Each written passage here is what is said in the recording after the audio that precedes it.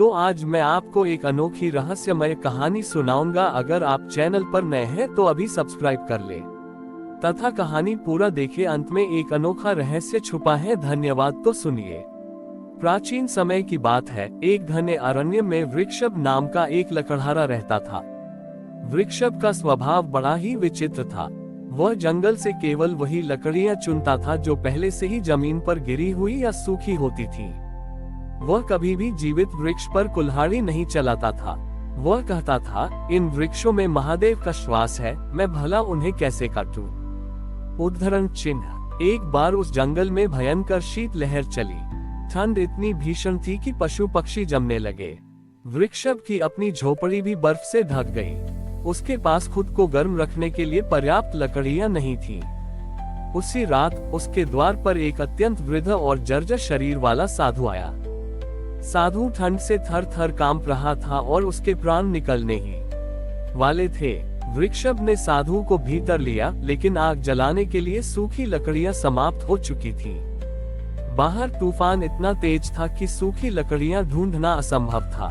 पास ही एक हरा भरा शमी का वृक्ष था। वृक्षभ असमंजस में पड़ गया। एक तरफ उसका नियम था कि वह जीवित वृक्ष नहीं काटेगा और दूसरी तरफ एक अतिथि के प्राण संकट में थे। वृक्षभ ने कुल्हाड़ी उठाए और उस शमी वृक्ष के पास जाकर रोते हुए बोला, हे तरुदेव, मुझे क्षमा करना। आज एक जीवन बचाने के लिए मुझे आपकी शरण लेनी होगी। जैसे ही उसने कुल्हाड़ी चलाने के लिए हाथ उठाया, वृक्ष से एक आवाज आई, रुको वृक्षभ, क्या तुम मुझे काटकर महादेव को प्रसन्न कर पाओगे। वृक्षभ ठिठक गया। उसने कुल्हाड़ी फेंक दी और बोला, नहीं, मैं जीवन बचाने के लिए जीवन का अंत नहीं करूंगा।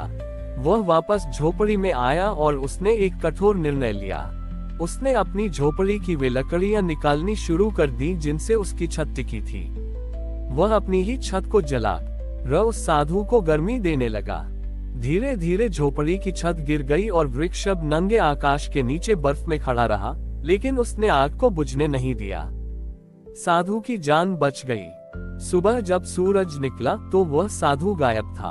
उसकी जगह वहां स्वयं महादेव अपने आशुतोष स्वरूप में खड़े थे। उनकी जटाओं से बर्फ पिघलकर अमृत बन रही थी। महादेव मुस्कुराए और बोले, वृक्षभ, तुमने सिद्ध कर दिया कि करुणा का स्थान किसी भी नियम से ऊंचा है। तुमने दूसरों को गर्मी देने के लिए अपना ही आश्रय जला दिया। जो स्वयं को मिटाकर दूसरों को जीवन देता है, वह साक्षात मेरा ही अंश है। महादेव ने उस शमी वृक्ष को छुआ जिसे वृक्षभ ने नहीं काटा था। वह वृक्ष सोने का नहीं बल्कि अक्षय बन गया। उस वृक्ष से अब कभी पत्तियां नहीं झड़ती थी और उसकी लकड़ी कभी जलकर राख नहीं होती थी। वह केवल प्रकाश देती थी। महादेव ने वृक्षभ के लिए एक ऐसा महल खड़ा कर दिया जिसकी दीवारें अदृश्य थीं, ताकि वह हमेशा प्रकृति के करीब रह सके। उस दिन से वह स्थान त्याग वन कहलाया। ये कहानी हमें सिखाती है कि धर्म केवल कठोर नियमों का पालन करने में नहीं है, बल्कि समय पड़ने पर दूसरों के हित के लिए अपने सबसे प्रिय नियम और सुख का त्याग कर देने में है। वृक्षभ का वह त्याग वन अब केवल एक स्थान नहीं, बल्कि श्रद्धा का एक जीवित प्रमाण बन चुका था। लेकिन महादेव की लीला अभी एक और करवट लेने वाली थी। महादेव ने जाते जाते वृक्षभ को एक छोटा सा मिट्टी का बीज दिया और कहा, वृक्षभ, ये एक बोध बीज है। इसे उस स्थान पर बोना जहाँ की भूमि सबसे अधिक कठोर और बंजर हो। वृक्षभ उस बीज को लेकर पहाड़ों के उस पार पहुंचा, जहाँ पाषाणगढ़ नाम का एक राज्य था। वहाँ का राजा अश्वपति पत्थरों का शौकीन था। उसने अपने पूरे राज्य से हरियाली मिटाकर केवल संगमरमर और ग्रेनाइट के ऊंचे महल और दीवारें बनवा दी थी। वहाँ के लोगों ने बरसों से मिट्टी की सुगंध नहीं ली थी और न ही किसी पक्षी का कलरव सुना था। वहाँ की भूमि इतनी कठोर हो चुकी थी कि एक तिनका भी नहीं उग सकता था। वृक्षभ जब वहाँ पहुँचा तो सैनिकों ने उसे रोक दिया।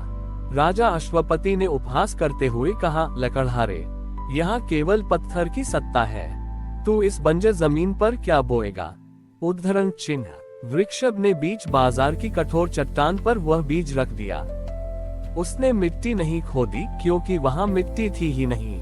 उसने बस अपनी आंखों से 2 बूंद करुणा के आंसू उस बीज पर गिराए। जैसे ही वे आंसू बीज से मिले, उस कठोर पत्थर के सीने को चीरकर एक अंकुर फूटा। देखते ही देखते उस एक बीज से हजारों जड़ें निकली और उन्होंने राजा के उन ऊंचे पत्थर के महलों को चारों तरफ से जकड़ लिया।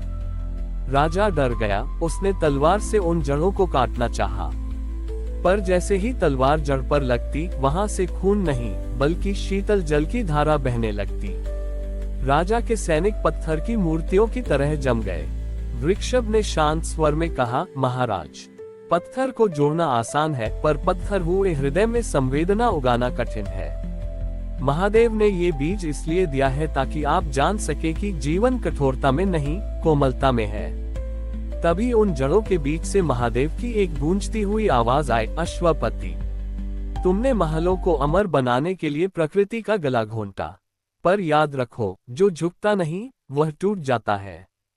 ये वृक्ष तुम्हें छाया नहीं देगा, बल्कि यह तुम्हें तुम्हारी जड़ों की याद दिलाएगा। अचानक राजा के वे भव्य पत्थर के महल फूलों के बागानों में बदलने लगे। जहां संगमरमर था, वहां मखमली घास उगाए। राजा का अहंकार उस दिव्य परिवर्तन को देखकर पिघल गया।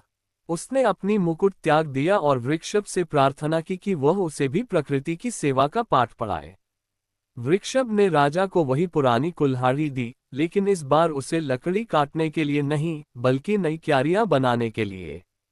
वह पाषाणगढ़ अब हरित धाम के नाम से जाना जाने लगा। ये कथा हमें सिखाती है कि महादेव की कृपा उस कठोर पत्थर को भी उपजाऊ बना सकती है, जिसे दुनिया ने त्याग दिया हो, बशर्ते उसे सींचने के लिए भक्ति के 2 आंसू उपलब्ध हों। हमारी और भी आध्यात्मिक एवं अनोखी कहानियां देखने के लिए हमारे चैनल पर जाएं तथा धार्मिक एवं पौराणिक अनोखी कहानियां हमारे चैनल पर है।